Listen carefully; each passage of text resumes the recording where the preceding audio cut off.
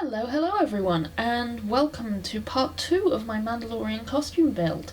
Now if you haven't seen the first part of the intro, it's worth going and watching that. I'm not going to go over the full costume requirements in every single video, and I do some kind of planning and sketching out in there that's quite helpful. So go check that out.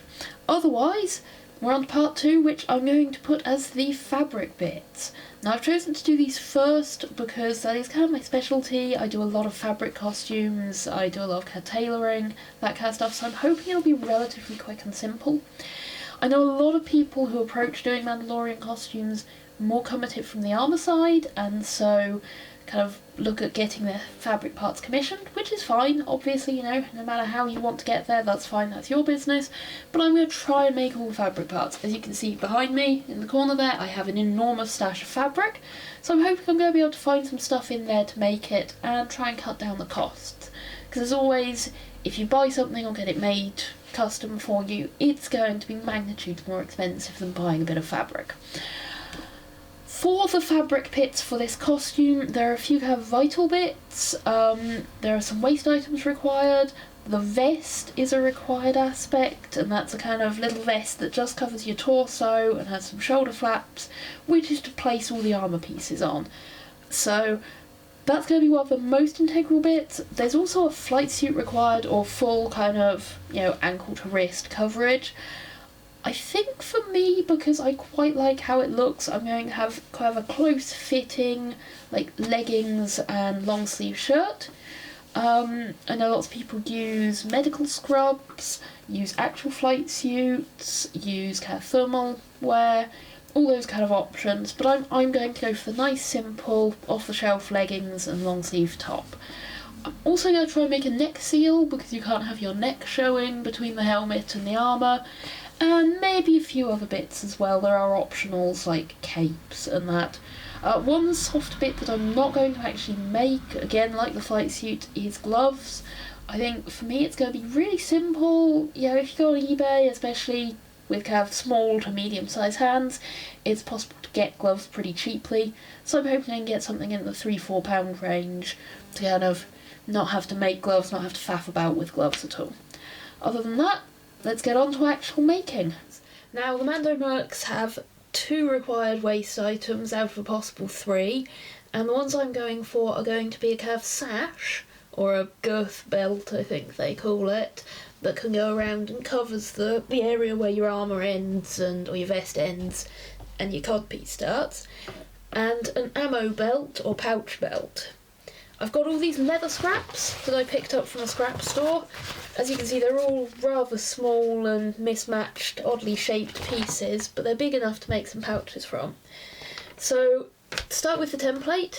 Have a rectangle that is the size that you want the front of your pouch to be, and that does form the front. Then a long strip to form the depth of the pouch, and it has to go along 3 sides of your pouch.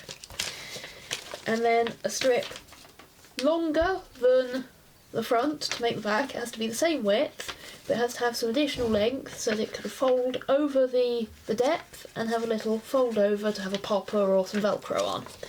And what I'm going to do is I'm going to cut loads of those out, probably about 4 to 6, and hand sew them together.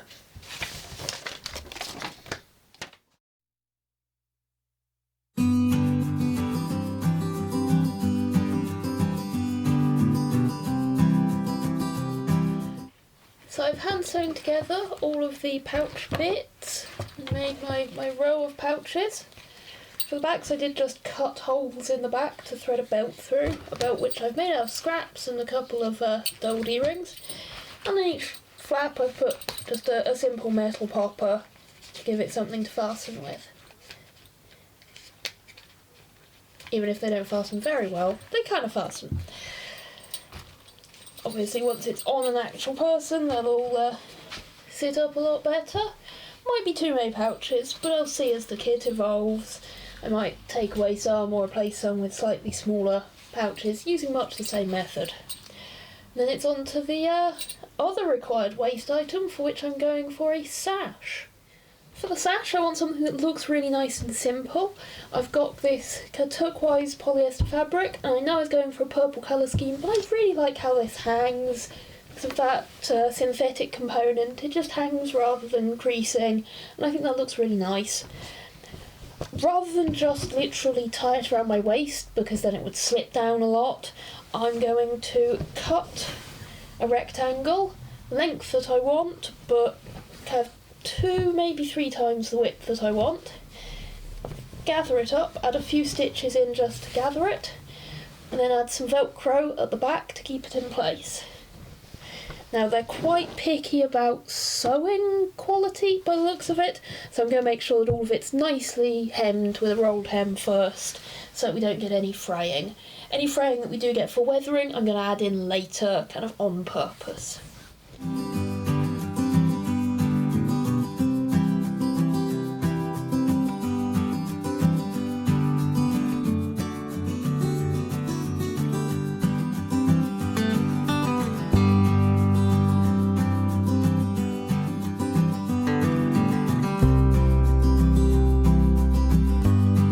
It's all hemmed now, so got the length here and then the width. So on the width I'm just going to loosely gather it. I still want it to be, a few inches wide, but I've got a big chunky needle. Going to do an anchor stitch at the top and then just loosely go through down. This will just make sure that it doesn't all suddenly unravel and end up hanging down around my legs. And it will make sure that it falls in some nice kind of pleasing folds.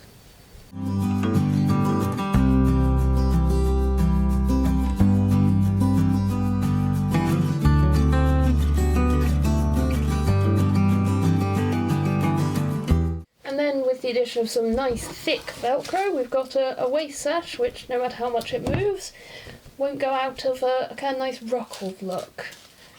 So that's the progress of the first session of soft part making. I think it's coming along pretty well, but yeah, it's obviously still going to take a lot of work, and I think as I get feedback I'm probably going to have to alter parts.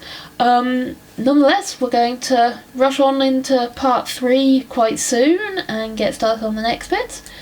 If you've liked this video, if you want to support what I'm doing, please do check out my Patreon, link will be below. Check out my Facebook as well for more pictures, info, etc. And see you in the next part.